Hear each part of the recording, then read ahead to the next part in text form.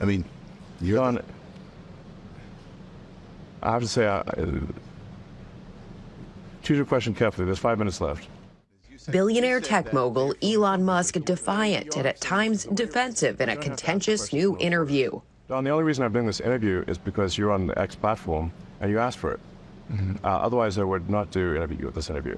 The sit-down was supposed to mark the launch of a new partnership between former CNN anchor Don Lemon and Elon Musk's X, formerly known as Twitter. But instead, Lemon says the deal was abruptly called off. But apparently, free speech absolutism doesn't apply when it comes to questions about him from people like me. Lemon posting the full hour-long interview online Monday anyway, including on X, where he asked Musk about sensitive topics like ketamine use. But you've admitted that you have a ketamine prescription. Yeah. What's that for? Well, I mean, it's pretty private to ask somebody about a medical prescription, you know. But I think it's something I'd say, like, there are times when I have sort of, I don't know, like a negative chemical state in my brain, like depression, I guess. And then ketamine is helpful for getting one out of a negative frame of mind. Do you feel like you ever abuse it? I don't think so. If you use too much ketamine, you can't really get work done. So I have a lot of work. Lemon also asking about hate speech. Hate speech on the platform is up. So what they will typically do is they will count the number of posts, but not count the number of views. So what matters is, was that post given high visibility, or what did like one person see it?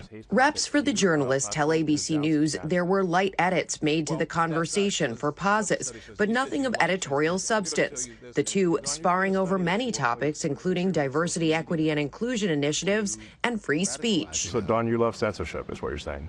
No, I don't love censorship. Then why are you asking? I believe in moderation, but I don't believe in censorship. Moderation is a propaganda word for censorship.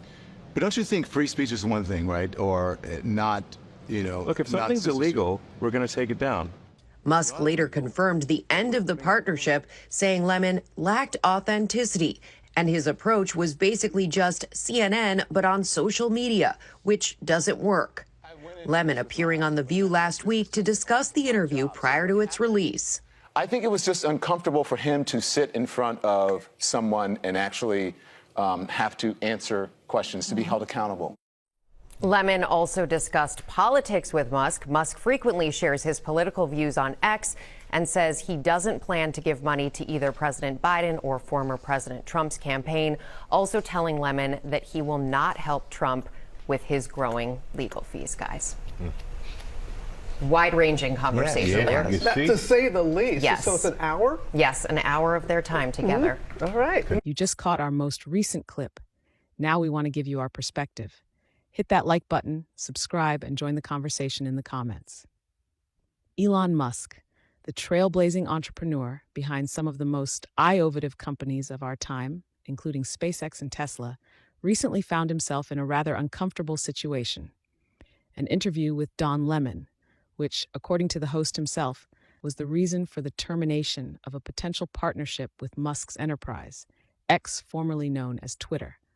In an industry driven by innovation and pushing boundaries, it's essential to evaluate the dynamics of this interaction and how they reflect on broader matters of discourse, technology, and the media landscape. Don Lemon's recent decision to post the full interview with Musk after the abrupt cancellation of their undisclosed partnership unveils a compelling narrative. Musk, an outspoken proponent of free speech, seemed to draw a line when it came to the penetrating personal inquiries from Lemon, a journalist whose reputation for seeking hard truths is often overshadowed by his perceived elitist demeanor. The questions, particularly those probing Musk's private ketamine prescription, strike a dissonant chord with the ideals of privacy and respect that one would expect in a civilized dialogue. In the leaked interview, Lemon not only trespasses on Musk's medical privacy, but also ventures into the contentious terrains of hate speech and controversial diversity, equity, and inclusion initiatives. It is challenging not to see the undertones of a certain bias when Lemon construes the upsurge of hate speech on the platform based merely on the number of posts, paying no heed to the nuances of visibility and actual effect. It echoes a sentiment that traverses the spectrum of much of modern journalism, where sensationalism and inquisition often undermine the pursuit of truth and constructive discourse. Musk, ever the advocate for the democratization of technology and freedom of expression, was painted into a corner, forced to defend his stance on these issues during the interview. This encounter reflects a larger ideological clash that extends beyond these two individuals and resonates with the ongoing global debate surrounding censorship, free speech, and the role of technology platforms in society. The core of the matter hints at a distortion of priorities, where the fundamental purpose of an interview to enlighten and inform gets overshadowed by personal agendas and the quest for viral revelations. Instead of harnessing the opportunity to explore innovative ideas and potential collaborative ventures, Lemon chose to fixate on the provocative and the personal, squandering an opportunity to delve into the mind of one of today's most influential figures. It is regrettable that a discussion framed around Musk, a visionary constantly pushing humanity forward, devolved into a petty skirmish of egos. The commitment to bring radical changes and improve human existence, which Musk exemplifies, loses visibility amidst the infighting and the politics of the media. This episode serves as a powerful reminder that interviews, particularly with individuals of Musk's caliber, should rise above the salacious and strive to bring to light insights that can inspire and challenge our collective consciousness. It is in this vein that progress and understanding will thrive, as opposed to the mire of controversy and elitism that, unfortunately, Lemon seems unable to extricate himself from.